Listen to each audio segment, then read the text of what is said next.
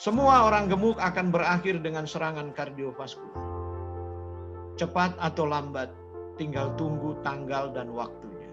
Adiopogenesis yaitu penimbunan lemak yang proinflamasi menyebabkan peradangan, dan abang bisa mendengarkan khotbah kesembuhan di dalam gereja-gereja Kristen. Tapi mereka tahu orang Kristen paling cepat bikin rumah sakit swasta.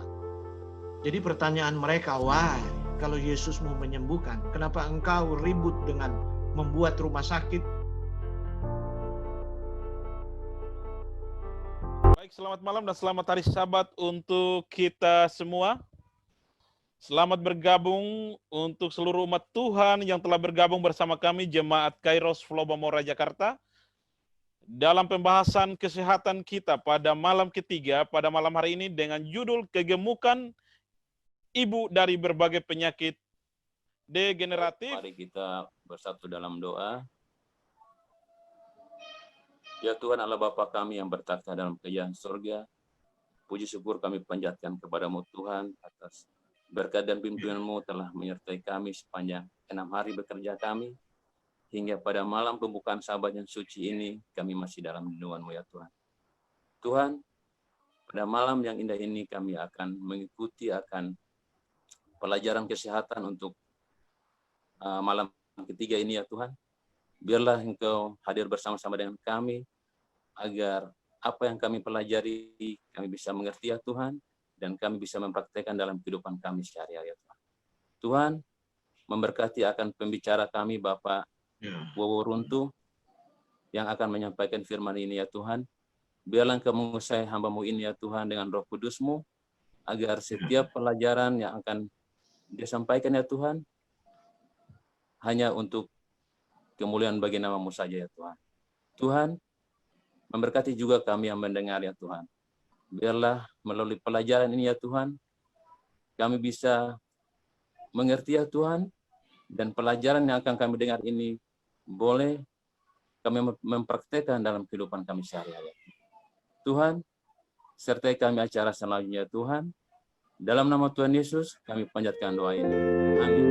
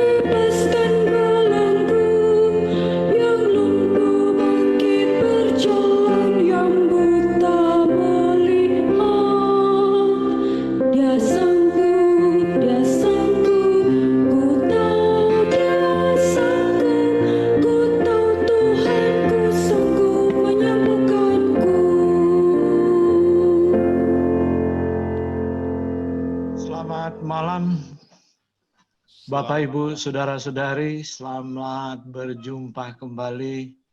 Shalom. Malam hari ini saya akan membahas judul kegemukan ibu dari berbagai penyakit degeneratif. Dan ini adalah materi ketiga. Kemudian besok sore, sesudah acara khotbah saya pada besok adalah kasih karunia yang menyembuhkan. Bagaimana Tuhan menyembuhkan kita.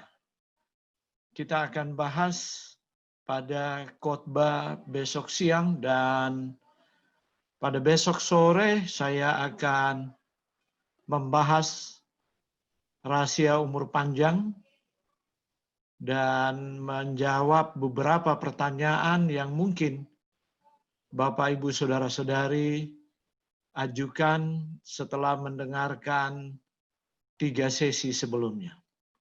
Baiklah, mari kita mulai. Kegemukan ibu dari berbagai penyakit. Kita sebelumnya hanya mengenal istilah gemuk, tapi sebenarnya secara medis ada perbedaan antara kegemukan dan obesitas. Kegemukan adalah istilah yang diberikan untuk kondisi berat badan tubuh melebihi berat badan normal. Sementara obesitas jika kondisi berat tubuh akibat tertimbunnya lemak. Untuk pria 20% dan wanita 25% dari berat tubuh. Itulah perbedaan antara kegemukan dan obesitas. Mari kita lihat proporsi berat badan lebih atau kegemukan. Terminologi yang digunakan oleh Kementerian Kesehatan, kegemukan itu berat badan lebih dan obesitas. Pada orang dewasa di atas usia 18 tahun, hasil riset dari tahun 2007 sampai tahun 2018. Ini disebut riset kesehatan dasar Indonesia yang datanya diperbarui tiap 5 tahun. Nanti tahun 2023 kita akan memiliki data yang baru. Jadi yang paling baru adalah data di 2018. Mari kita lihat berat badan lebih. Tahun 2007 8,6% dari total penduduk Indonesia kelebihan berat badan. 2013 jadi 11,5 dan 2018 jadi 13,6. Sekarang obesitas lebih mengerikan. Tahun 2007 10,5, 2013 14,8, 2018 dia melompat lebih dari 100%. Indikator obesitas pada dewasa yaitu jika indeks massa tubuh atau body mass index, IMT atau BMI itu 27. Nanti sebentar perhitungannya. Oke, mari kita lihat di sini Rikesdas 2018 itu yang saya sudah sampaikan tadi. Yang disebut obesitas sentral pada umur 15 tahun artinya perut buncit. Di Indonesia dihitung dari usia 15 tahun ya. Tahun 2007 18,8%, tahun 2013 26,6% dari total populasi. Dan tahun 2018 sepertiga orang Indonesia perutnya buncit. Dan perut buncit yang menyebabkan akar dari berbagai penyakit. Indikator lingkar perut yang disebut buncit itu ya, berdasarkan Organisasi Kesehatan Dunia Asia Pasifik di tahun 2005, pria itu lebih besar dari 90 cm. Saya salah taruh simbolnya itu ya. Dan wanita lebih besar dari 80 cm. Jadi Anda ambil senti aja sendiri, kemudian pas dipusar, lingkarannya pas dipusar dan Anda ukur. Ambil senti yang tukang kain sering pakai, tukang jahit. Kemudian Anda ukur 3 kali dan ambil rata-ratanya. Kenapa harus 3 kali? Sebab kemungkinan ada kesalahan paralaks. Dan lihat apakah Anda pria sudah lebih dari 90 cm, wanita sudah lebih dari 80 cm. Sederhananya begini, kalau Anda berat tinggi badan seperti saya 167, kira-kira berat badan Anda ideal sampai maksimal, belum masuk ke kegemukan, nomor celana Anda adalah 31, 32. 31 pas, 32 agak longgar sedikit gitu. Di atas itu Anda obes. Anda mulai kegemukan dan kalau sudah 34 Anda obes, apalagi Anda lebih pendek. Ya. Jadi itu sederhananya. Mari kita lihat ini data sudah ketinggalan 2013, saya belum sempat perbaiki. Wanita lebih banyak gemuk 32,9% di tahun 2013 dibandingkan pria hanya 19,7%. Memang wanita nih gudang lemak. Ya mungkin karena ibu-ibu itu jadi tong sampah. Karena sisa-sisa makanan dari anak-anak kan sayang dibuang. Dan ibu-ibu tuh yang menjadi penyapu sampah Di malam hari kalau anak-anak sudah selesai makan, nanti besok basi, ya lebih baik ibu makan sisanya gitu. Ya kadang-kadang mungkin seperti itu ya. Dan cenderung wanita memang kalau lagi sedih, lagi emosi, memang cenderung lebih banyak makan dari pria. Itu hasil survei psikologi ya. Kalau pria, kalau dia emosi, dia cari orang untuk dia pukul, atau barang untuk dia banting kalau dia nggak bisa kendalikan emosinya. Tapi kalau wanita, dia cari makanan untuk makan. Itu perbedaannya. Karena itu di seluruh dunia memang data dari WHO juga wanita lebih tinggi. 10% lebih dari pria kegemukannya. Ini proporsi obesitas pada orang dewasa, umur 18 tahun ke atas menurut provinsi. Rata-rata Indonesia 21,8. Anda tahu yang paling obes itu daerah saya, Sulawesi Utara. Sepertiga orang Sulawesi Utara itu gemuk. Karena itu saya berpikir 50 tahun lagi kalau tidak berubah di Sulawesi Utara, mungkin yang disebut orang Sulawesi Utara sudah punah lebih dari 50%. Karena mati cepat. Mati karena makanan di atas meja dapur. Jadi Anda lihat DKI Jakarta ranking 2, Kalimantan Timur ranking 3, Papua Barat ranking 4, Kepulauan Riau ranking 5, Kalimantan Utara 6 gitu. Sementara orang-orang yang itu Nusa Tenggara Barat, Nusa Tenggara Timur, kenapa mereka paling slim dan ramping? Mereka lebih banyak bekerja di ladang, lebih banyak bergerak, ya, sebab mereka memelihara sapi, kerbau, dan sebagainya. Dan tradisi makan minum itu kurang.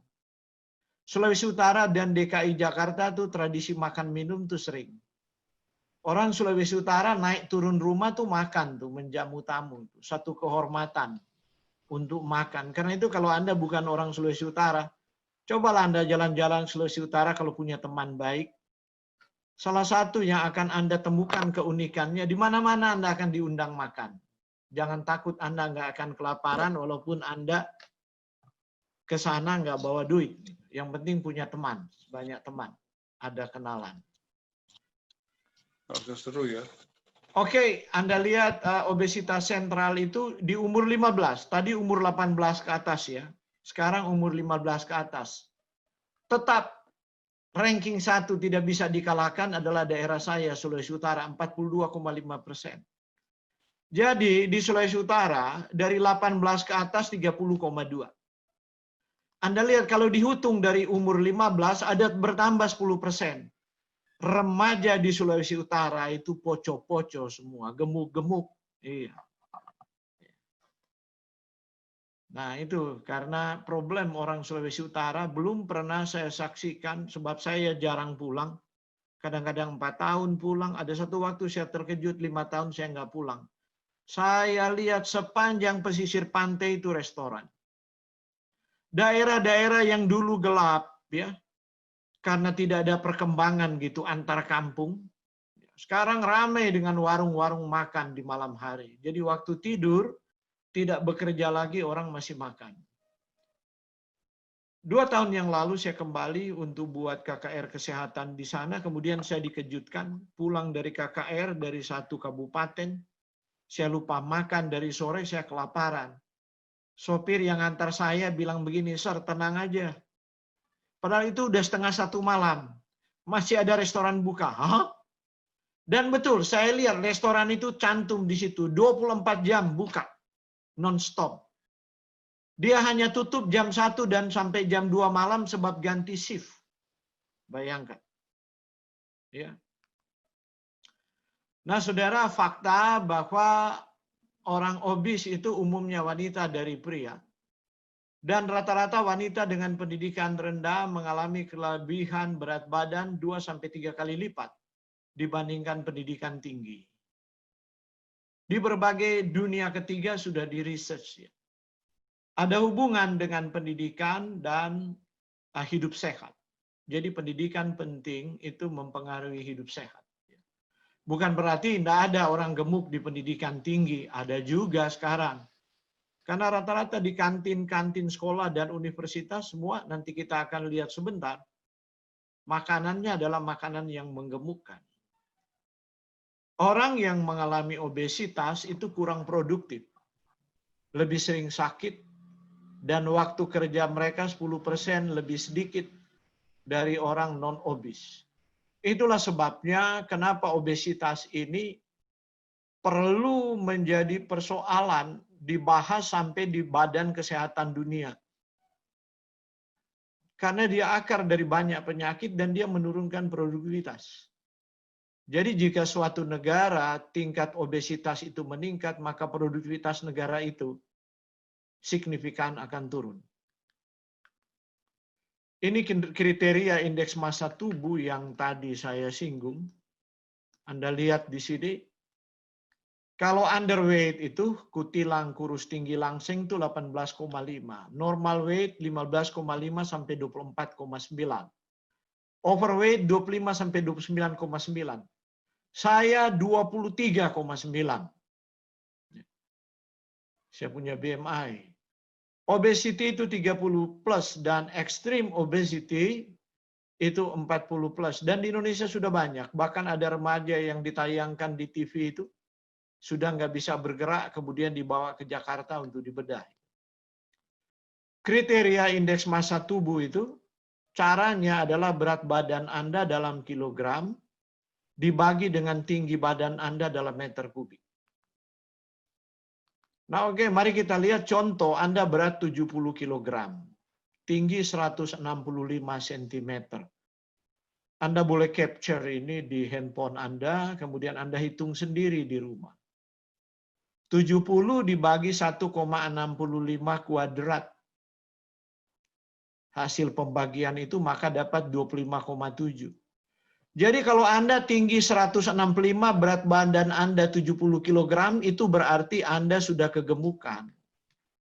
Anda harus turunkan jadi 65, baru itu berat badan sehat. Di bawah 65, 62 lebih bagus lagi. Dan inilah akibat kalau orang kelebihan berat badan. Ya. Komplikasinya pertama adalah ngorok, sleep apnea, and snoring. Kemudian kemungkinan stroke. Baru kemudian penyakit pada paru-paru, yaitu asma dan pembekuan darah, blood clot. Kemudian penyakit jantung, diabetes, abnormal, ketidak normal dalam profil lemak darah, tekanan darah tinggi, infeksi pada pankreas, kemudian penyakit pada hati seperti fatty liver itu paling sering, dan sirosis, kemudian mengembangkan batu empedu. Banyak orang berkonsultasi dengan saya batu empedu dan fatty liver. Saya sendiri itu penderita bertahun-tahun karena saya pernah berat badan saya sampai 78. Padahal saya vegetarian, tapi vegetarian salah. Waktu itu saya belum studi gitu. Jadi hanya tahu, oh vegetarian itu sehat, nggak tahu itu membabi buta itu. Kemudian kalau perempuan itu female disorders, itu abnormal periods dari dia punya siklus bulanan dan kemungkinan infertility. Rata-rata polycystic ovarium syndrome yang diderita oleh wanita dan kemungkinan kecil mempunyai anak, ada kista di ovarium, itu semua diderita oleh wanita yang gemuk.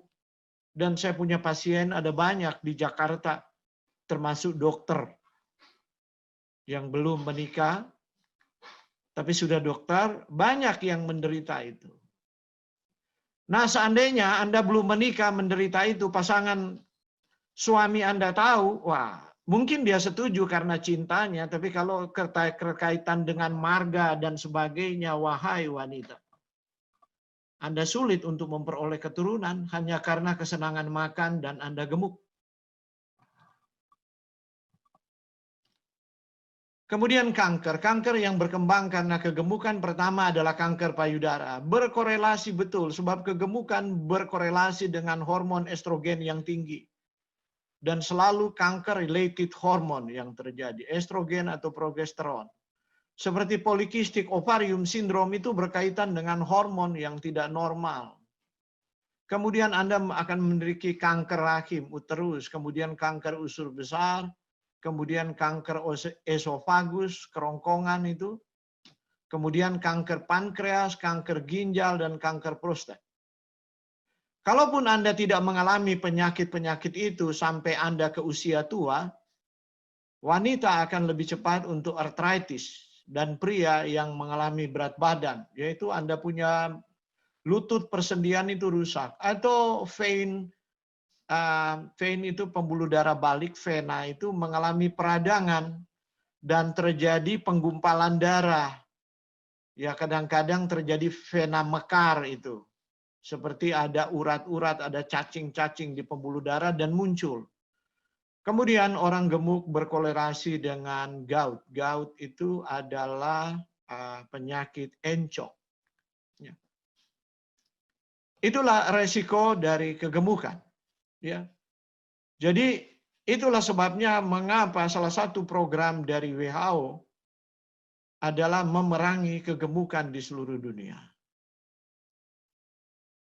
Nah, mari kita lihat jurnal ini, Center for Disease Control and Prevention. Ada korelasi yang dibuktikan oleh lembaga CDC ini di Amerika, hubungan antara kanker dan kegemukan. Jadi ada kemungkinan, ya.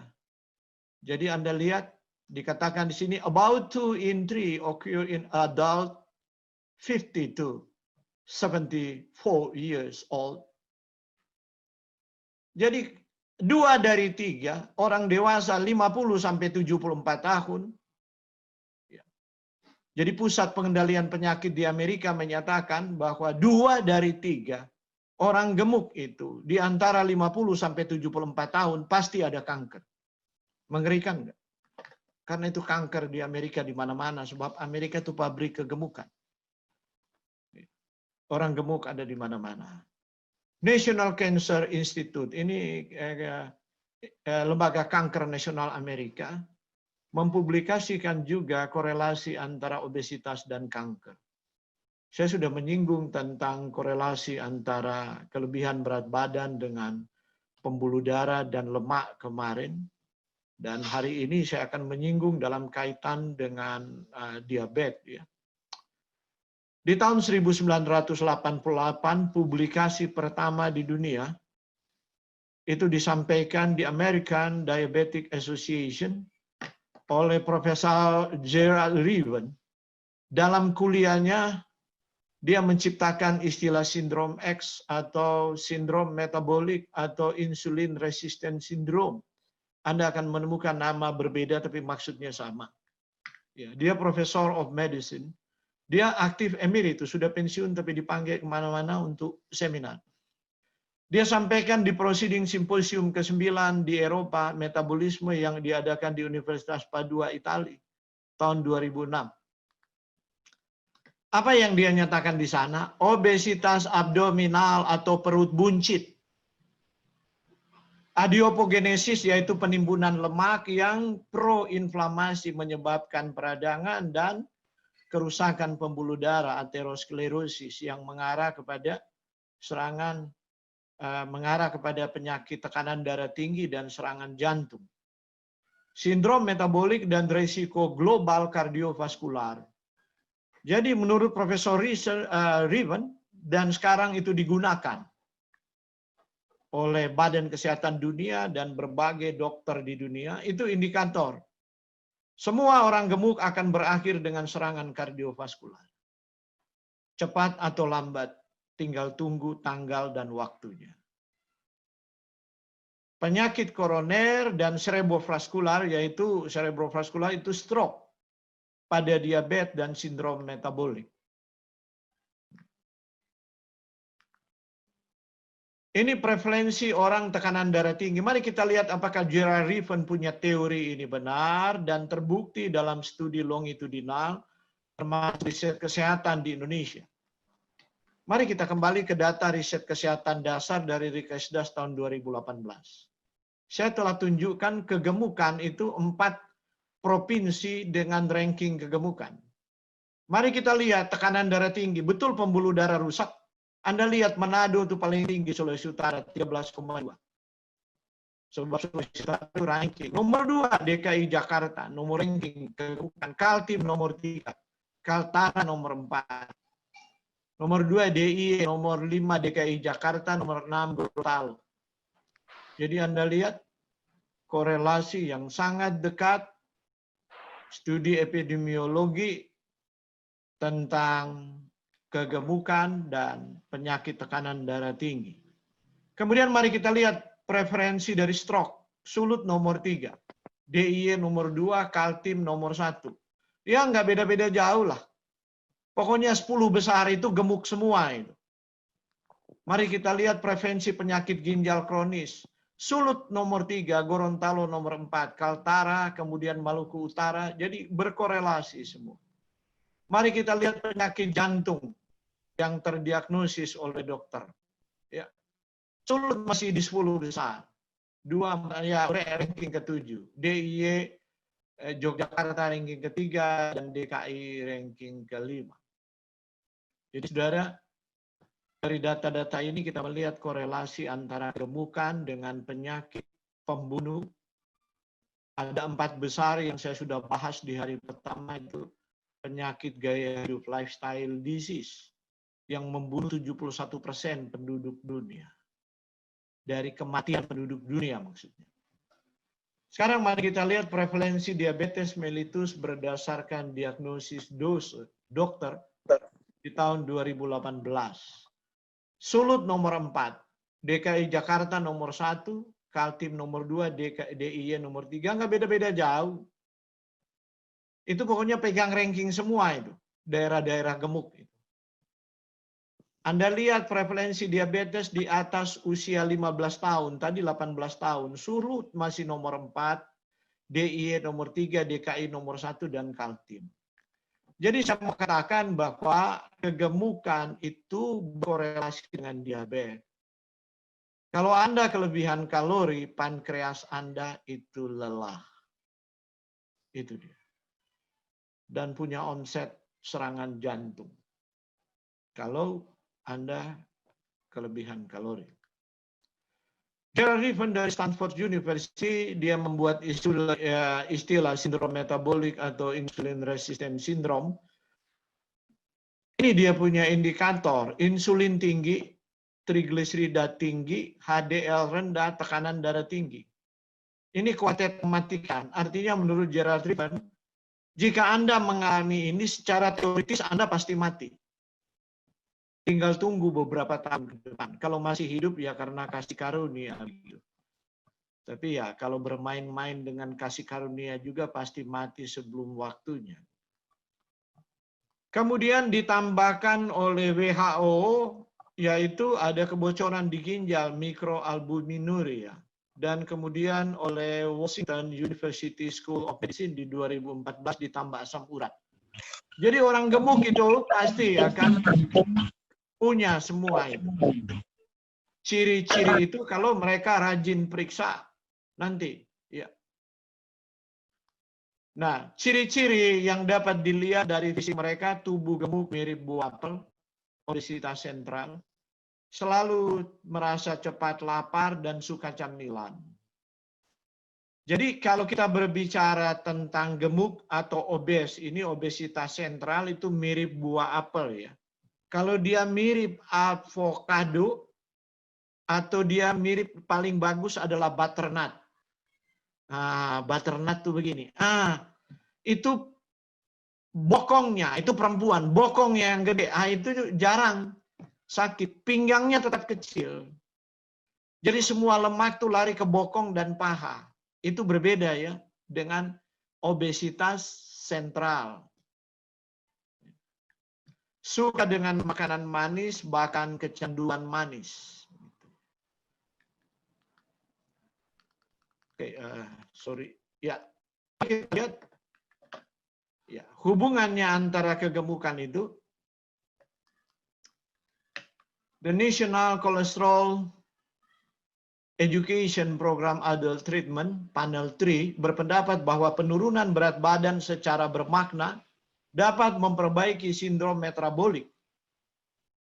Aktivitas fisik dan pengurangan asupan kalori akan memperbaiki sindrom metabolik. Jadi, kuncinya menurut penelitian ini adalah aktivitas fisik ditingkatkan, asupan kalori diturunkan, kemudian berat badan akan turun, maka sindrom metabolik bisa dikendalikan, metabolic syndrome, maka secara bermakna kolesterol akan turun.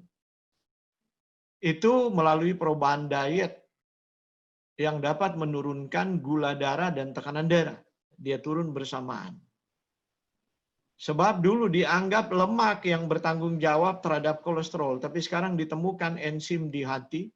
Jika kita kelebihan kalori, maka kolesterol kita lebih mudah dibuat oleh hati. Hati lebih cepat untuk mengkonversi lemak jenuh menjadi kolesterol jika kita kelebihan kalori.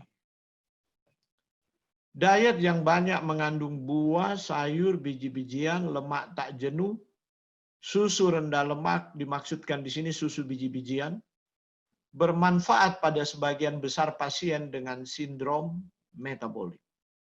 Mari kita lihat, ya. Ini saya kutip dari Nature Physiology.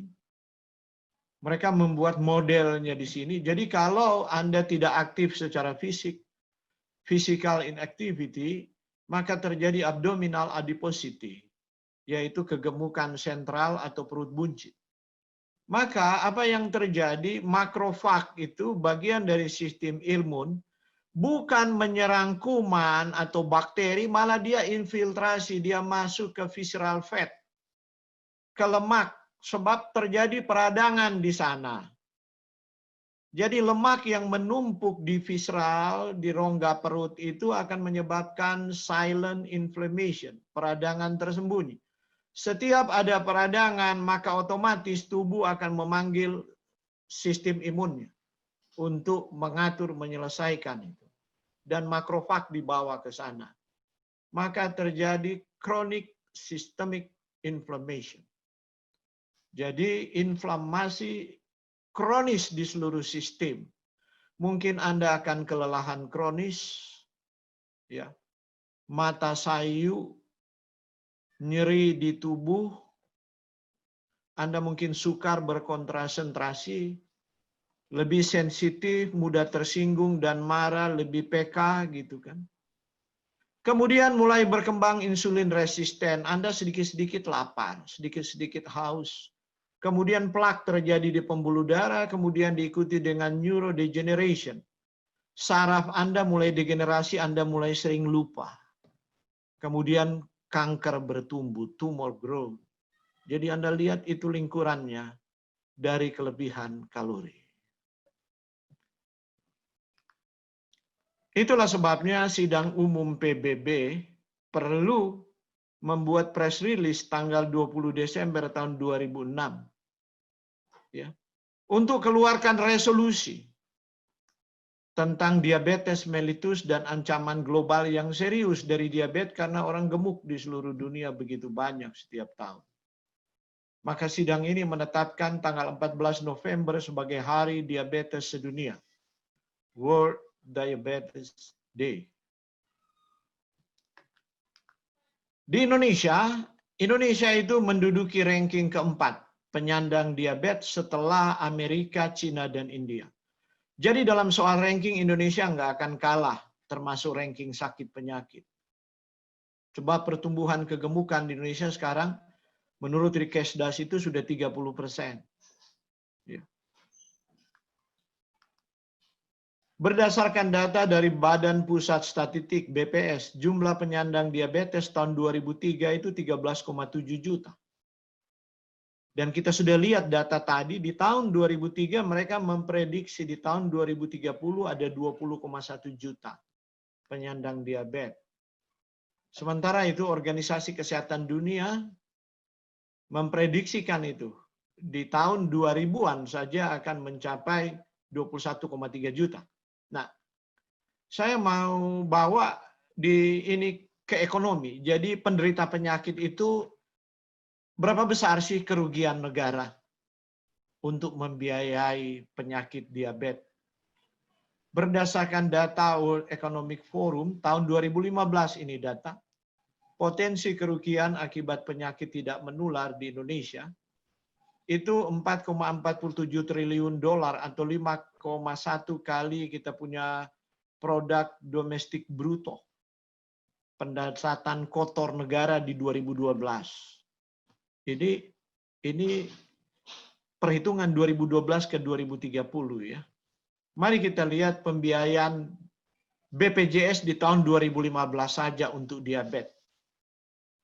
Itu 33% dari seluruh pembiayaan BPJS yang dikeluarkan. Dan angka ini tidak berubah. Sepertiga pembiayaan BPJS masih di ranking untuk pasien diabetes. Jadi diabetes ini membebani keluarga, membebani bangsa dan negara. Dan akarnya ada di kelebihan berat badan. Faktor risiko yang bisa dimodifikasi dari diabetes adalah berat badan lebih dan obesitas. Jadi kalau kita modifikasi, kita turunkan, kurang aktivitas fisik. Kalau kita turunkan asupan kalori, kita tambah aktivitas fisik, maka diabetes bisa dikendalikan. Kegemukan akan turun, hipertensi dikendalikan, dislipidemia atau profil lemak darah yang abnormal bisa dikendalikan.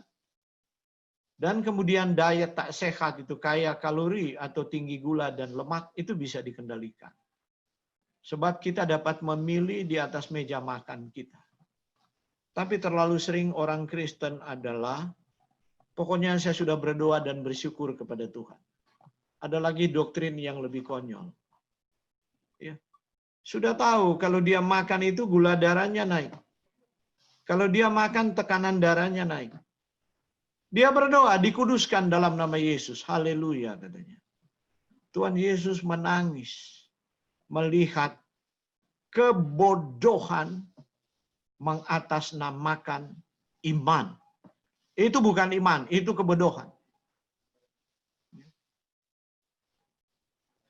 Karena dia sendiri tahu, dia punya cek gula darah. Dia habis makan tuh roti itu gula darahnya naik.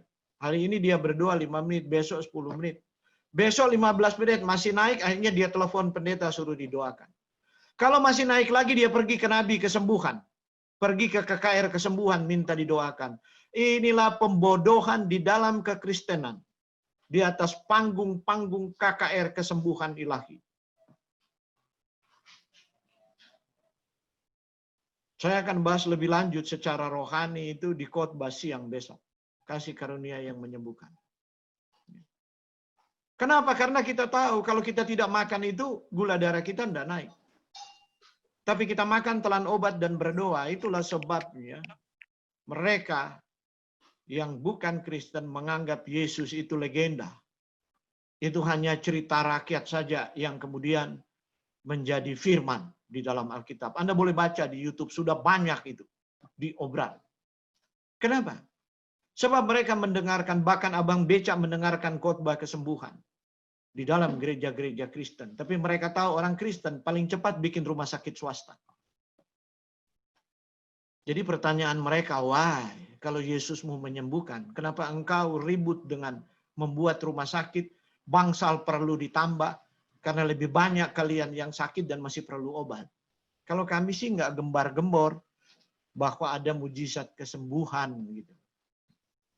Saya mengatakan demikian sebab saya ada di garis depan berdiskusi dengan teman-teman tadi, dan itu sering mereka katakan, dulunya saya selalu tersinggung, sakit hati juga, sekarang enggak. Saya anggap itu fakta kok dia bicara, kenapa saya mesti tersinggung. Iya. Sebab bagi kebanyakan orang Kristen sebenarnya Yesus itu hanya legenda. Iya.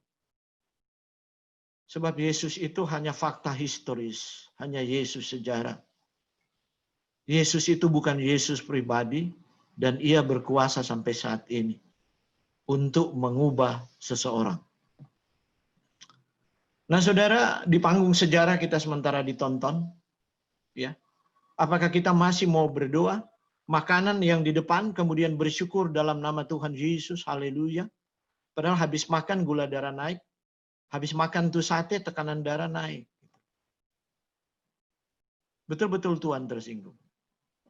Bahkan saya bilang, kalau Tuhan Yesus lahir orang daerah saya, orang Manado, maka bahasanya jadi begini kalau dengar kita berdoa. Yesus bilang begini. Misalnya, maaf kalau ada nama Joni ya. Nama Joni soalnya top di Manado. Joni. Ngana kok so tahu jang makan itu dia. Kalau ngana ndak makan, nape gula darah ndak naik, ngana nape tekanan darah ndak naik, nape kolesterol ndak naik.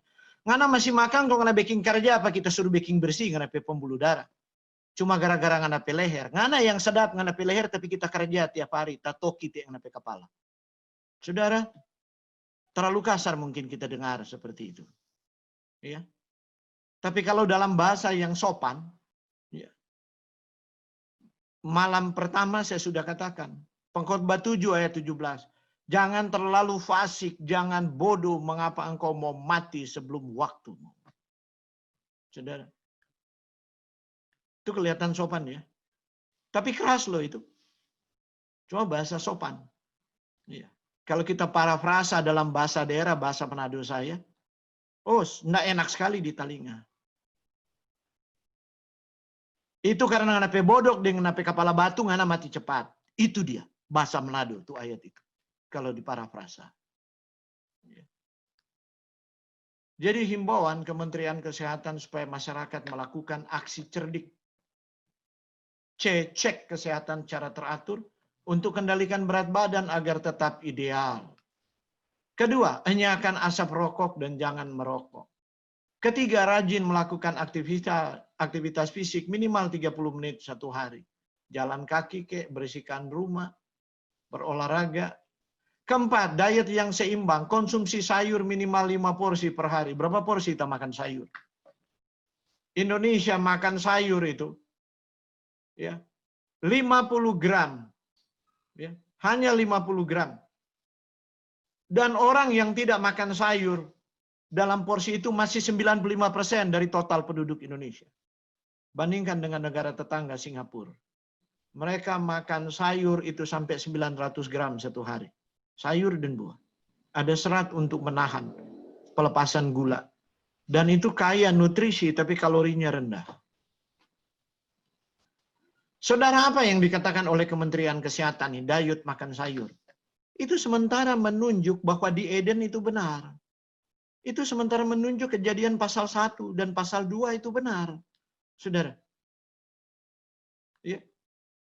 Jadi makin hari karena itu saya yakin bahwa Tuhan menunggu-nunggu kedatangannya supaya setiap firman digenapi. Supaya otak saintifik kita, otak Yunani kita, otak rasional kita, otak logika kita tidak dapat menyangkal di depan pengadilan ilahi.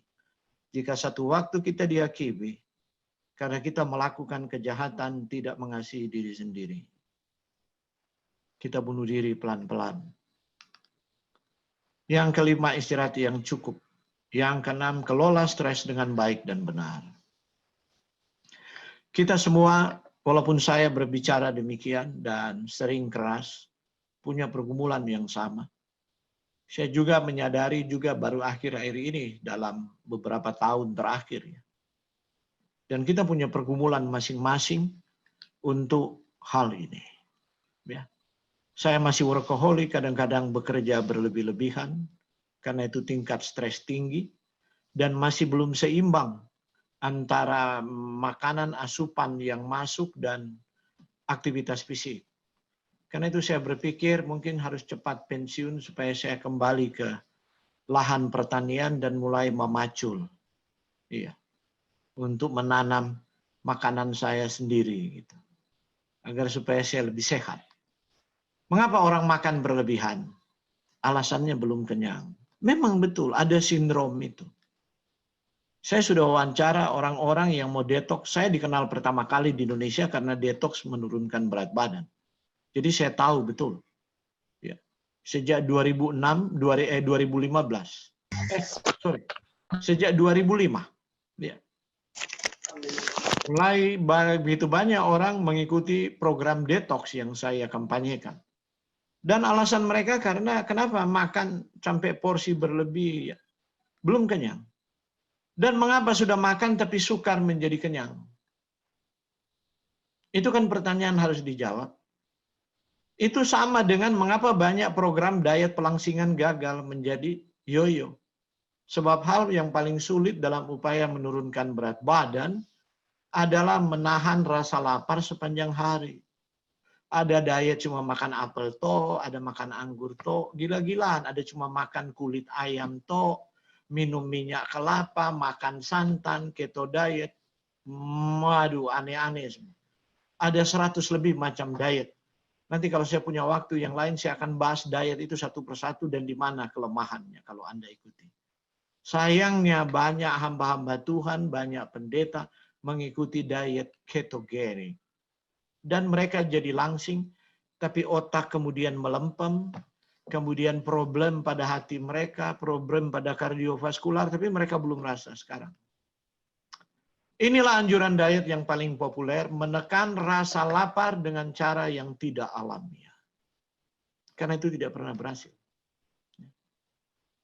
Oke, apa jenis makanan yang membuat Anda lapar? Loh, aneh kan kedengaran. Kok kita makan kok lapar malah bukan kenyang? Ya memang benar. Sebab fisiologi kita begitu, kita harus belajar mengenali agar supaya selesai itu kegemukan. Saya tidak jual jamu kegemukan dan suplemen untuk orang gemuk. Yang saya sementara jual adalah konsep. Tapi jualan ini gratis, Anda dengar. Ya. Konsep. Kecuali Anda undang saya seminar 1 hari, sekali demo jus, bikin protokol dan apa-apa, biasa itu berbayar. Nah ini konsep. Konsepnya adalah ada jenis makanan yang membuat Anda lapar. Ya. Makanan yang paling tidak mengenyangkan adalah jenis makanan yang mendorong tubuh untuk menyimpan lebih banyak lemak daripada bikin energi. Jadi kalau tiap Anda makan, itu dikonversi untuk simpan jadi lemak, itu bikin Anda tidak kenyang. Itu intinya. Tuhan sudah desain mesin metabolis kita. Jadi jangan ubah biar pandai sekali. Iya, biar jadi profesor, doktor berapa kali leh. Kalau enggak Tuhan pasti salah gitu di Eden. Gitu. Ya. Di masa lalu diyakini bahwa protein, lemak, dan karbohidrat yang dikonsumsi dalam jumlah yang sama memenuhi rasa lapar yang sama. Dewasa ini berbagai penelitian terbaru menunjukkan kapasitas rasa lapar dari ketiga saat ini nggak sama. Karena itu orang kalau makan berminyak-minyak dia lapar terus. Setidaknya baru bangun tidur, walaupun dia makan malam banyak berminyak-minyak, dia bangun tidur langsung perut kosong dan lapar. Sementara makanan yang mengenyangkan, penelitian pertama di Sydney University membuktikan bahwa makanan yang paling mengenyangkan adalah karbohidrat kompleks, karena ada serat di situ. Ada serat yang tidak larut air, selulose, dan ada serat larut air. Ya, ada pektinnya di situ. Ya. Dan ini semua menahan pelepasan dari gula di dalam darah, sehingga insulin tetap normal, dan kemudian dia akan berjalan secara linear. Jadi dia nggak naik begini. Makan, kemudian dia ke peak gula darah, kemudian dia turun lagi ke kolam es. Anda kelaparan lagi dalam rentang cuma 3 jam. Ada yang cuma 2 jam. Itu intinya. Jadi saya sementara membuka rahasia sains. Supaya Anda yang kelebihan berat badan kalau benar-benar menyimak, ya, berat badan Anda akan turun. Cara efektif untuk merasa kenyang. Kurangi asupan makanan berlemak tinggi, misalnya goreng-gorengan. Ada banyak orang mau detox. Sesudah detox kemudian begini. Berat badannya mulai turun, dia udah senang. 1 bulan dia turun 5 kilo, ada turun 8 kilo, ada 12 kilo, ada 18 kilo. Pak, boleh sekarang saya makan kerupuk? Saya bilang, Masya Allah. Ini susah. Karena orang konsultasi nggak dengar seminar saya. Nah ini, Anda dengar bahwa Anda harus kurangi itu. Sebab ini indeks glikemiknya rendah, tinggi. bukan membatasi asupan pangan tinggi karbohidrat kompleks. Ya. Otomatis asupan lemak akan berkurang. Nah, makanan yang tidak mengenyangkan, makanan berlemak itu hanya memiliki efek yang lemah dalam memenuhi rasa lapar. Tuhan sudah atur. Bagaimana Tuhan atur? Anda lihat semua di alam. Yang Tuhan suruh makan buah. Dan buah-buahan yang berbiji. Apa itu? Karbohidrat. Tuhan suruh makan biji-bijian. Apa itu? Biji-bijian. Itu seeds. Itu karbohidrat semua. Apa itu? Polong-polongan. Itu mainnya karbohidrat. 60-70% karbohidrat. Ada lemak, contoh di kedelai. Lemaknya paling tinggi 30%. Semua karbohidrat. Kemudian dibungkus dengan serat dan kemudian ditambah vitamin dan mineral. Jadi desain Tuhan di alam itu luar biasa. Kita tidak bisa ubah itu. Kecuali ada Tuhan lain yang bikin kita punya tubuh. Tapi kalau yang bikin itu Tuhan yang sama, Jehovah Rafa, aku Tuhanlah yang menyembuhkan engkau. Kalau engkau menyembah Tuhan yang lain, lebih percaya kepada Tuhan ilmu pengetahuan yang keliru, bagaimana engkau bisa menuntut kesembuhan pada Jehovah Rafa itu, Yahweh Rofeka? Bagaimana dia mau menyembuhkan engkau, yang engkau sembah adalah Tuhan yang lain? Itu problemnya. Itu teologi kesembuhan yang biblikal. Sebab Tuhan desain di alam begitu paketnya. Sekarang kalau kita makan donat, itu udah nggak ada serat di dalam, vitamin dan mineral udah nggak ada. Tuhan bilang nggak ada pohonnya itu. Jangan komplain sama saya, seperti Anda punya mobil Toyota. Kalau dia rusak jangan bawa dong di pabrik Honda dong. Kemudian Anda komplain. Nggak bisa, Anda tahu betul itu. Kalau Toyota pergi ke Auto 2000, kalau Mercy pergi ke bengkel Mercy. Tapi aneh, kita tahu benda-benda teknologi yang kita beli, masing-masing ada spesifikasinya. Bensin seperti apa yang harus dia telan, oli apa yang harus dia pakai, bagaimana perawatannya, instruction manualnya, bengkelnya ada di mana, dan itu nggak bisa diubah, kita tahu. Tapi kenapa mobil ini kita tidak mau tahu? Itu pertanyaan. Perbedaan dua jenis makanan, jadi lemak tinggi, karbo kompleks rendah, asupan energi tinggi, Anda tidak kenyang. Energinya tinggi, tapi Anda tidak kenyang. Sebab itu dikonversi jadi lemak subkutan, Anda tambah besar. Dan Anda selalu lapar. Udah tambah besar, lapar terus. Sampai Anda kadang-kadang frustrasi. Banyak orang yang gemuk. Mereka pingin langsing, tapi mereka frustrasi datang ke saya. Satu waktu ada orang frustrasi. Datang ke saya. Dia pejabat di bank, orang nomor 3 dalam bank swasta terbesar waktu itu. Waktu saya populer di 2007-2008. Dia telah terancam untuk dipensiunkan cepat sebab dia sudah sering shutdown. Dia ngomong 15 menit, dia mesti jatuh tertidur. Karena beratnya 180 kilo. Dia sudah pergi ke Mayo Clinic di Amerika dan tidak berhasil diturunkan. Kemudian dia undang saya secara khusus ke daerahnya. Sebab dia sudah diistirahatkan. 3 mobil dinasnya Mercy itu ditabrak semua. Dan yang dia tabrak pagar atau satpam di kantor. Karena mobil lagi jalan dia udah pingsan. Otaknya nggak mampu lagi. Denyut jantung itu bawa oksigen nggak sampai lagi. Yang luar biasa adalah jantungnya tuh masih kuat. Kemudian saya kasih protokol. Saya kasih dia lecture ini. Saya terangkan kepadanya. Jadi saya dipanggil ke daerahnya, nginap di hotel. 3 hari saya harus kasih lecture ke dia. Oke, dia bilang, waduh. Coba saya ketemu 5 tahun yang lalu dengan Bapak. Saya nggak perlu bolak-balik ke Amerika. Dia sudah apa? Liposuction, dia sudah bedah, kasih keluar fatnya dan apa terus. Sebab dia bilang, ngeri. Pagi itu makan itu 5 piring. Siang itu makan, kalau enggak dia rasa seperti tenggelam ke danau, dia enggak ada energi. Sekarang saya cuma suruh makan dia 1 hari 3 piring. Pertama dia bilang, dia pendidikan luar negeri, Anda sementara ajar saya omong kosong atau apa? Kemudian saya mulai buka jurnal. Anda terdidik luar negeri? Tahu baca jurnal? Nih, saya kasih ini jurnal.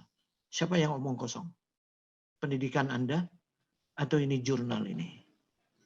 Kemudian saya katakan, Anda Kristen? Nah ini saya bilang, apa yang kita katakan? Akhirnya dia percaya. 1 bulan kemudian dia kontak saya, dia lose 20 kilo. Saya bilang, oke, saya sudah set protokol itu 20 kilo Anda hilang. Tapi Anda jangan pergi ke dokter ahli nutrisi, dia akan marah-marah ke Anda. Dia akan bilang jantung Anda rusak, penurunan berat badan terlalu cepat. Sebab syarat di dokter nutrisi harus 4-5 kilo. Tapi saya bilang, tidak mungkin di berat seperti Anda.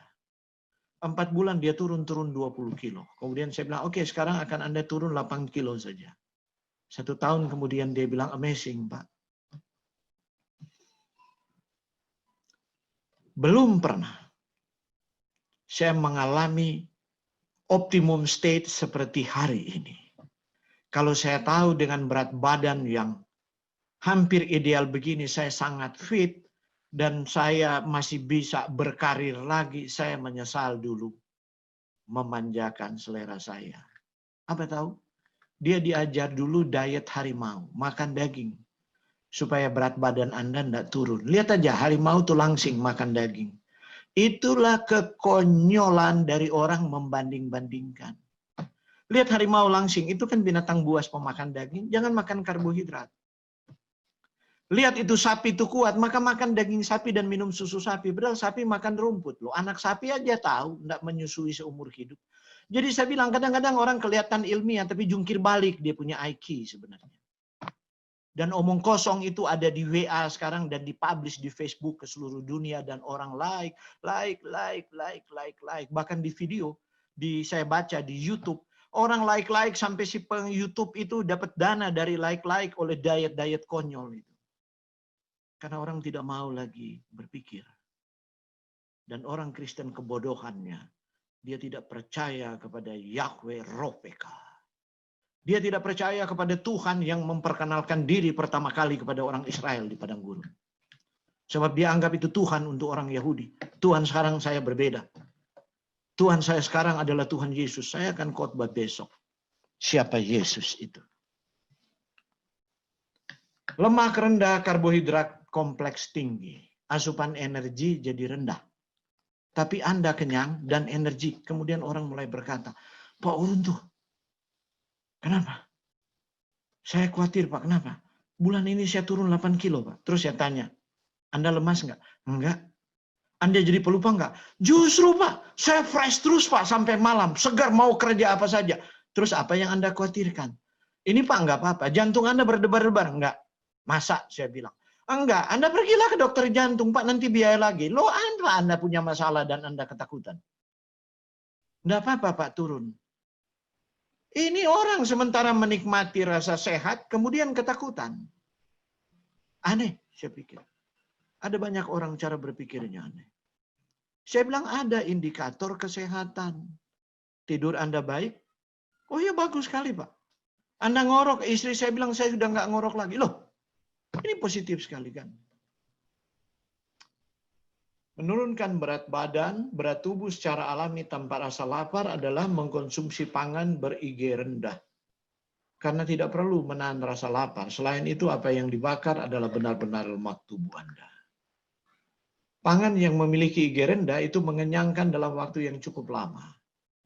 Membantu membakar lebih banyak lemak tubuh dan lebih sedikit massa otot. Jadi kalau Anda diet salah, ya, orang Manado bilang Anda padede, kedodoran, tabembeng semua. Langsing tapi kempot di sini kemudian tabembeng semua. Anda punya otot itu lisut. Karena salah, yang dibakar otot bukan lemak. Itu problem. Jadi hati-hati dengan segala like di WA itu. Termasuk Anda sendiri konyol meneruskan itu. Ada banyak orang kan senang lihat begitu, rupa bagus baca kata-katanya, ya share. Seperti itu. Otaknya nggak pernah berpikir lagi sebab itu meracuni orang lain. Akhir-akhir ini begitu banyak ya publikasi baik di YouTube, di Facebook, di WA menyalahkan karbohidrat untuk penambahan berat badan dan obesitas karena disarankan selama beberapa tahun belakangan ini oleh yang menyebut diri mereka ahli terapi, ahli diet, dan menyarankan memotong karbohidrat dan tidak mengkonsumsinya adalah formula diet rahasia yang sangat manjur. Sebut sajalah tadi saya sudah ulang-ulangi, keto diet. Dan banyak orang mengikuti itu. Saya seminar ke Jawa Tengah, banyak orang katakan fakta Pak, hadir di saya punya seminar. Saya hanya makan kuning telur Pak, 1 hari sampai 6 butir, berat badan saya turun, it's okay. Terus saya tanya, mulut Anda bau? Iya. Gitu. Terus gimana? Anda bisa konsentrasi enggak? Iya, akhirnya ini agak pelupa. Terus Anda kalau jalan jauh ngos-ngosan enggak? Iya, gitu. Terus Anda kalau tidur berbaring ke kanan nyeri. Kok Bapak tahu ya? Dulu pernah nyerinya enggak? Cepat Anda pergi ke dokter ahli penyakit dalam, cek, suruh CT scan, ada apa itu? Inflamasi apa? Orangnya panik. Saya bilang, nah, iya, Anda mau langsing, kemudian lifespan Anda jadi pendek dan Anda mati, atau Anda pilih sehat, energik, baru kemudian langsing. Silakan pilih, langsing, sakit, dan mati. Itukah tujuan Anda dalam hidup ini?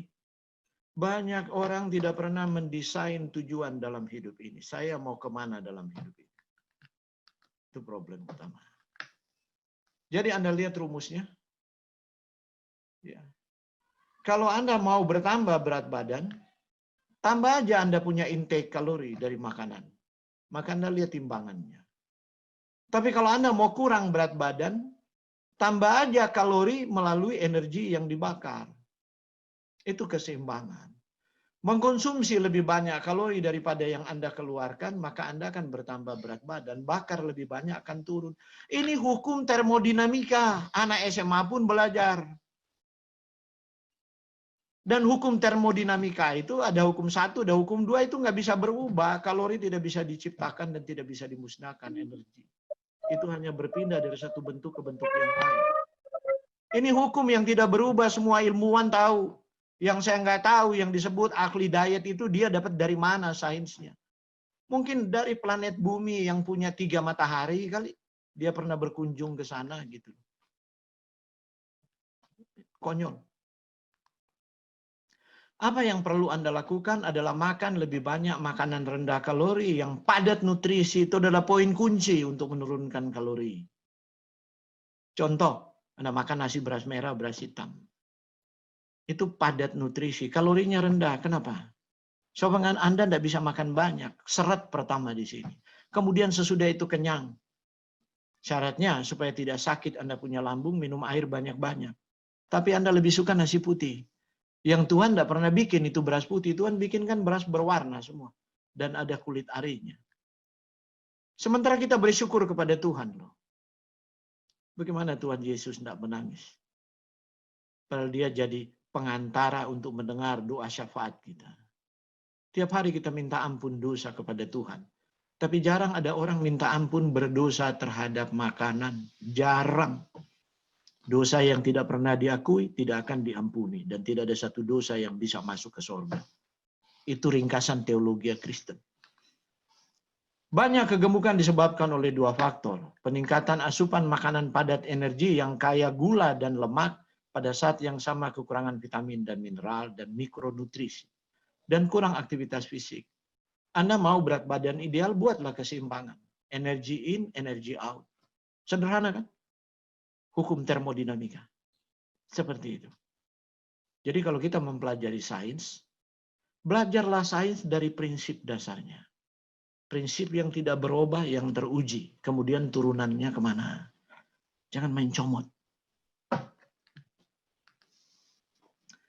Karbohidrat sangat penting untuk mengoptimalkan latihan intensitas tinggi dan meningkatkan kinerja.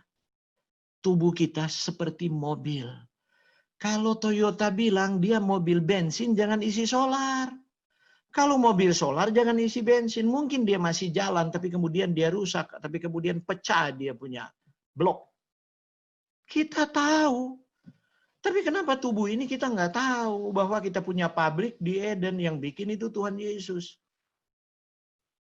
Dia itu, sebab segala sesuatu dijadikan melalui dia, kata Injil Yohanes pasal 1. Dan tidak ada yang tidak dijadikan kalau tidak melalui dia. Nah, Anda lihat, mari saya mau lihat hubungan stres dan kalau Anda kehilangan karbohidrat. Ya. Kadar tinggi katekolamin itu salah satu indikator. Ini hormon yang memberi indikator Anda stres. Di dalam darah telah dikaitkan dengan stres yang disebabkan katekolamin itu, ya ada hormon-hormon yang diproduksi oleh kita punya kelenjar adrenal. Cuma ini seminar akan jadi terlalu panjang kalau saya bahas lebih detail lagi ya. Hubungan kegemukan dan stres dan diabetes. Nah, itu bisa reaksi psikologis atau karena lingkungan dan karena kadar gula rendah. Jadi kalau kadar gula rendah Anda, itu Anda seperti stres, tubuh dibawa ke dalam stres. Kadar gula berarti karbohidrat, asupan karbohidrat Anda rendah. Tidak cukup. Karena apa? Anda makan banyak karbohidrat, simple karbohidrat, Anda makan gula, sebenarnya ada banyak gula, tapi dia dilepas satu kali, peng, hanya 2 jam, kemudian dia turun lagi. Sebab gula ada ambangnya di darah, dan tubuh tahu dia akan buat feedback ke hormon insulin. Tidak boleh terlalu tinggi, berbahaya bagi sel. Hormon insulin akan diproduksi untuk menindas gula darah itu. Plak. Maka Anda turun lagi ke kolam es. Tapi kalau Anda makan indeks glikemik rendah, nasi beras putih, roti Anda ganti dengan beras merah, beras hitam, dia lepas pelan-pelan itu karbohidrat. Jadi tahan di perut lebih lama, rasa kenyang lebih lama. Dan hormon katekolamin tidak diproduksi. Anda tidak stres secara psikologis, tapi Anda stres secara metabolik. Dan setiap stres akan menciptakan radikal bebas. Dan ledakan oksidatif dari radikal bebas itu menghancurkan sistem imun. Kalau sistem imun Anda hancur di zaman COVID begini, nah bahaya. Ini Anda boleh baca, ini clinical trial dari Physiology Nutrition. Ini jurnal yang berbobot. Influence of high and low carbohydrate diet following glycogen depleting exercise on heart rate fat and plasma katekolamin. Atau Anda bisa baca ini. Jadi kesimpulan, jenis makanan yang kita masukkan ke dalam tubuh menentukan yang akan dibakar dan yang akan disimpan sebagai lemak. Kalau Anda mau makan hanya untuk jadi gudang tubuhmu, padahal kita makan kan supaya ada energi untuk berpikir, energi untuk bekerja dengan tangan, energi untuk melihat, energi untuk mendengar, energi untuk berbicara. Ya. Itulah gunanya kita makan. Tubuh kita bukan gudang, makanan bukan disimpan untuk jadi lemak. Ini jenis makanan yang sudah disebut-sebut tadi yang membuat Anda sukar menjadi kenyang. Nih, nasi putih. Nggak ada serat di situ. Cepat dilepas di darah. Berbeda dengan nasi beras merah. Jadi walaupun jenis beratnya sama, misalnya jasmine rice, red jasmine rice, Anda buang kulit arinya, dia jadi begini. Itu sama dilepas, dan waktu dia ada kulit ari dilepasnya lebih lambat. Jadi Tuhan sudah bikin, desain Tuhan di alam itu jangan diubah. We cannot improve God. Kecuali teknologi. HP ini kita bisa improve. Teknik rumah dan lain sebagainya. Tapi kalau Tuhan buat di alam jangan improve gitu. Desain Tuhan itu seperti itu. Karbohidrat yang tidak mengenyangkan, gula tinggi, serat rendah, ini kerupuk-kerupuk. Bahkan sudah jadi budaya. Ya, jadi budaya. Makan kerupuk. Bahkan tokoh-tokoh publik pun bisa gitu nunjukin. Makan kerupuk gitu. Padahal ini indeks glikemiknya rendah. Indeks glikemiknya tinggi. Belum lagi karsinogen yang ada. Karena digoreng dengan minyak berkali-kali dan kemudian dia terbakar menjadi akrilamide dan sebagainya. Kalau kita mau bahas lebih panjang ya. Tapi ini hobi saya dulu. Ya kemudian saya bilang merusak jantung saya, merusak pankreas saya. Ya saya bertobat sudah cukup tua sih. 34 tahun, umur 34. Oke. Ini dia yang berikut. Nah, karbohidrat yang tidak mengenyangkan, gula tinggi, serat rendah, ini kan makanan kita yang ada di mall gitu. Dan kita bawa, bangga anak-anak kita bawa ke sana untuk konsumsi ini. Kemudian ini, ya ini dia. Ya makanan, ya mungkin Anda tersinggung. Tapi harus saya sampaikan apa yang sains temukan. Ya. Tuhan memang ciptakan kentang, tapi tidak ada pohon kentang goreng kan. Apalagi potato chips gitu loh. Wow, apalagi ini memang nggak ada pohonnya gitu loh. Saya suka makan es krim tapi bikin sendiri. Es krim yang luar biasa. Dan biasa kalau saya seminar sehari, saya kasih demo-demo bikin dan super sehat gitu kan. Iya. Mulai dari buahnya, mulai dari dia punya bahan pengisinya, itu semua dari yang Tuhan ciptakan di alam dan tidak dimodify.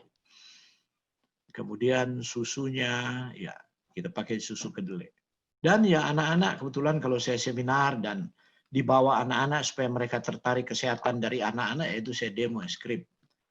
Pola makan penyebab kegemukan, pasti makan berlebihan, tidak makan pagi, yaitu makan tergesa-gesa, makan di antara waktu makan, ngemil. Makan tidak teratur, jarak antara dua waktu makan terlalu singkat atau terlalu lama. Mengkonsumsi makanan sampah, junk food sudah disebutkan tadi, makan makanan gorengan, peningkatan asupan makanan padat energi kaya gula, makan jenis pangan tinggi indeks glikemik, kurang aktivitas fisik, itu dia. Oke. Apa manfaat penurunan berat badan? Berbagai penelitian menemukan ini. Anda bisa buka, ini sudah dipublikasikan di WU di obesityaction.org. Peningkatan HDL 5 poin. Itu cuma turun 10% loh berat badan. Jadi kalau Anda 70, dia turun 7, Anda punya HDL naik sendiri. Orang-orang datang ke saya, Pak, HDL saya terlalu tinggi, dokter jantung saya marah-marah dan apa? Saya bilang, turunkan Bapak punya berat badan. Pasti dia naik. Loh, cuma begitu Pak? Iya. Trigliserid saya tinggi, turunkan Bapak punya berat badan. Akan terjadi HbA1 diabetes, turunkan berat badan, perbaikan resistensi insulin akan terjadi. Tekanan darah akan turun. Dan kemudian ngorok akan hilang. Turunkan berat badan.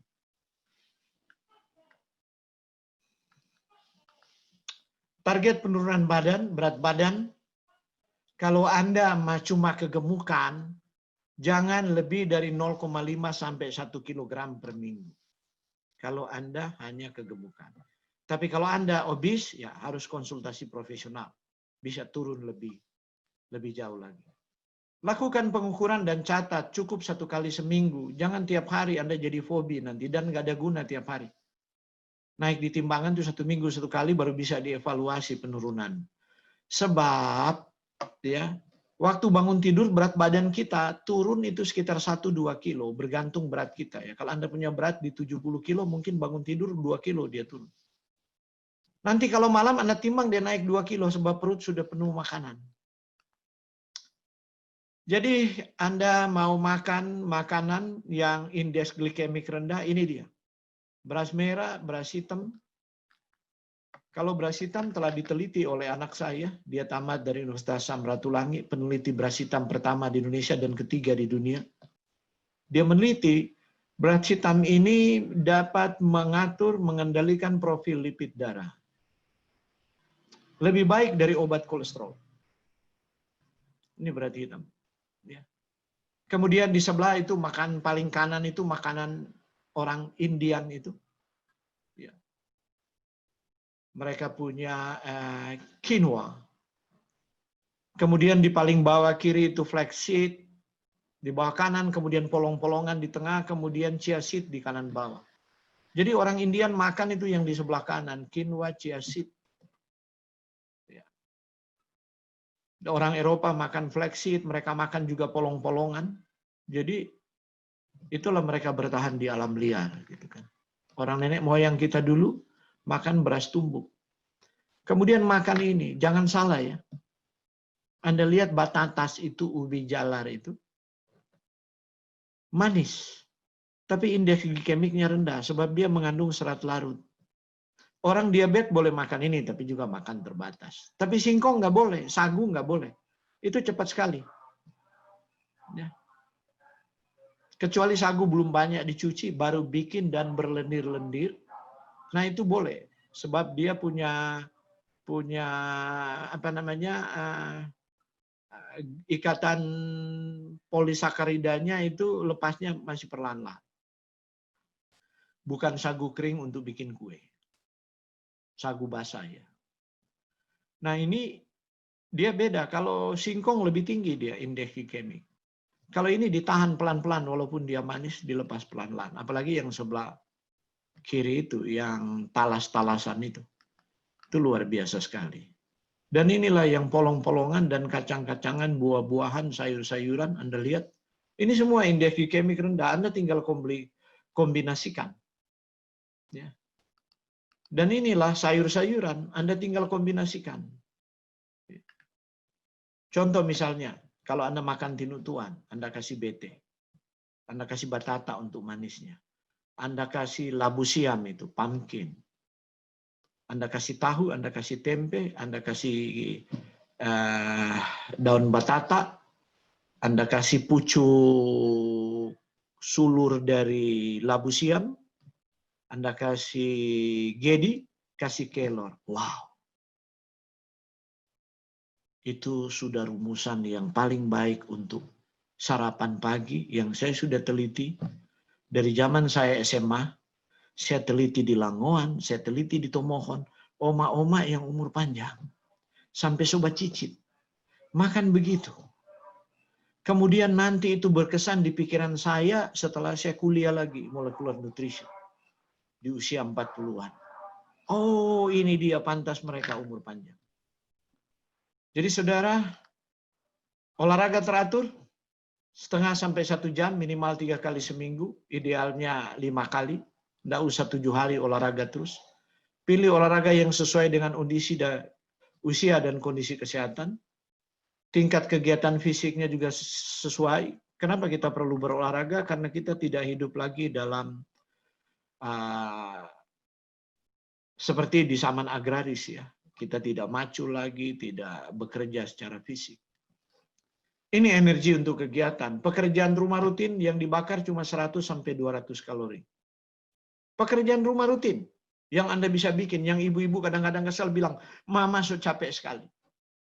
Tapi dia punya berat badan tidak turun-turun. Sebab Anda tahu, kalau Anda pergi ke restoran Padang, Anda makan 1 piring. Makanan di restoran Padang Anda sudah tahu itu. Apa aja Anda makan lengkap. Itu Anda dapatkan 1000 sampai 1200 kalori 1 kali makan. Anda sudah capek di rumah, kerja rumah tangga, Anda cuma bakar 200 kalori. Anda jalan kaki 175 maksimal. Anda jogging maksimal 300. Anda senam dan golf 150. Aerobik 200. Tenis meja 250. Berenang, tenis, bulu tangkis 350.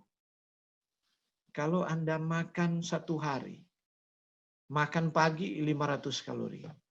Makan siang 1000 kalori. Makan malam lebih pesta besar. 1200 sampai 1500 kalori. Ini kan kesalahan di dunia modern. Makan malam itu besar sekali. Anda sudah dapat 3000 kalori. Padahal tubuh Anda setelah naik ketimbangan metabolik, tiap hari dia cuma perlu 2000 sampai 2200 kalori. Ada 1000 kalori yang dikonversi, disimpan. 1000 kalori dibagi 10, 100 gram lemak 1 hari. 1 minggu 700 gram lemak. 1 bulan 4 kilo Anda bertambah. Oke? Sederhana. Jadi belajar menghitung kalori. Batasi gula, garam, dan lemak. Jadi kenapa mesti garam? Sebab garam menahan air. Dan Anda, orang Manado bilang, jadi gode air. Gemuk air. Ada diet yang disuruh jangan makan garam. Turun dan dia senang. 1 bulan turun. Tidak tahu dia kehilangan air. Ya. Firman Tuhan berkata, bukankah hidup itu lebih penting dari makanan? Anda PR, cari ayat ini. Siapa yang ngomong ini? Nabi, Rasul, atau Tuhan Yesus? Bukankah hidup itu lebih penting dari makanan? Kita harus jawab. Kalau gara-gara makanan, kita bunuh diri sebelum waktunya. Maka pertanyaan ini diperhadapkan kepada kita malam ini. Bukankah hidup itu lebih penting daripada makanan? Asal cukup Anda makan mendapat energi, cukuplah, bersyukurlah kepada Tuhan. Makanlah supaya hidup. Kita makan bukan supaya kita cepat mati kan. Kita makan supaya hidup. Jangan hidup untuk makan dan pesta pora. Itu sudah dinubuatkan oleh Yesus. Di akhir zaman seperti di zaman Nuh, orang makan minum, kawin mawin. Bukan Tuhan melarang makan dan Tuhan melarang kawin. Tapi itu luar biasa sekali frekuensinya, itu persoalannya. Jangan mengkonsumsi makanan yang membuat penyakit termanifestasi dan umur menjadi pendek. Makanlah hanya makanan yang Tuhan telah rancang di alam. Dan makanlah secara seimbang. Sebab rancangan Tuhan tidak pernah salah. Tuhan itu ahli biokimia. Tuhan itu ahli nutrisi. Tuhan ahli fisiologi. Tuhan ahli, semua ahli. Sebab Ia yang memberi otak kepada kita yang mendesainnya. Kalau kita bisa pikir, bagaimana Tuhan nggak bisa pikir gitu loh. Cuma terlalu sering, memang bahasa di Alkitab adalah bahasa prinsip. Karena itu dia punya, bahasa prinsip itu bisa diterapkan di segala zaman. Kita yang harus belajar untuk menafsirkan itu. Dan Tuhan rindu pada malam hari ini agar kita mulai dengan pengendalian diri. Sebab karya Roh Kudus di dalam daging, di dalam Ka'bah tubuh kita adalah kasih, sukacita, damai sejahtera, dan pengendalian diri. Kasih dan pengendalian diri adalah satu mata rantai yang tidak terputus. Berikatan. Dan ini tidak disebut buah-buah roh, tapi buah roh. Artinya, kita tidak sanggup untuk mengasihi kalau kita tidak bisa mengendalikan diri. Dan hukum kasih itu, hukum kedua, kasihilah sesamamu manusia seperti dirimu sendiri. Apakah kita mengasihi diri kita? Memperhatikan makanan di atas meja makan kita. Apakah itu akan membuat saya kelebihan kalori yang berdampak terhadap seluruh metabolisme dan berakibat pada sindrom metabolik dan manifestasi klinisnya, darah tinggi, jantung, diabetes, kanker, dan sebagainya. Tuhan memberkati kita. Mari kita berdoa. Bapa, di dalam nama Tuhan Yesus, terima kasih ya Tuhan, pada malam ketiga ini kami boleh belajar bagaimana rencana Tuhan di alam, makanan-makanan yang Tuhan sediakan sejak di Eden adalah kombinasi yang sempurna untuk membuat tubuh kami sehat, energik, dan ramping, sehingga mobilitas kami tidak terganggu, lifespan kami sesuai dengan rencana Tuhan, dan kami dapat mencapai destinimu. Mengapa kami ada di sejarah kami. Terima kasih Tuhan, pada malam hari ini Engkau berkenan membuka otak skeptis kami yang telah terdidik dengan fakta-fakta yang kadang-kadang adalah fakta yang keliru. Atau faktanya benar, tapi cara menafsirnya yang keliru. Malam ini kami coba untuk belajar memahami apa yang Tuhan rindu kami kerjakan untuk mengasihi diri kami sebelum kami sanggup mengasihi orang lain dan mengasihi Tuhan. Sebab tubuh anugerah-Mu adalah tempat satu-satunya di mana Roh Kudus akan berkarya dengan seluruh talenta, kesanggupan, bakat, karunia, sehingga kami boleh memuliakan Tuhan di atas dunia ini. Dengan kesehatan kami boleh jadi alat di tangan-Mu untuk memasyurkan Injil ke dunia yang gelap ini. Terima kasih ya Bapa, oleh belas kasihan-Mu Engkau membuka pikiran kami, sehingga kami yakin dan percaya oleh anugerah-Mu kami dimampukan untuk hidup sesuai dengan rencana-Mu. Terima kasih Bapa, Engkau berkenan mendengar doa kami, mengampuni dosa dan kesalahan kami. Kami menyerahkan seluruh kehidupan kami ke dalam tangan-Mu. Teristimewa malam ini saat kami akan tidur, kami yakin dan percaya malaikat Tuhan menjaga menaungi kami di rumah kami masing-masing. Memberikan kami tidur yang nyenyak, dijauhkan dari setiap kuasa kejahatan setan, niat hati dan tangan orang jahat, dari berbagai bencana, malapetaka, bahkan wabah virus yang ada di sekeliling kami. Terima kasih untuk hari yang baru, besok Tuhan anugerahkan kepada kami. Engkau yang akan membangunkan kami dengan tubuh yang sehat dan diberkati.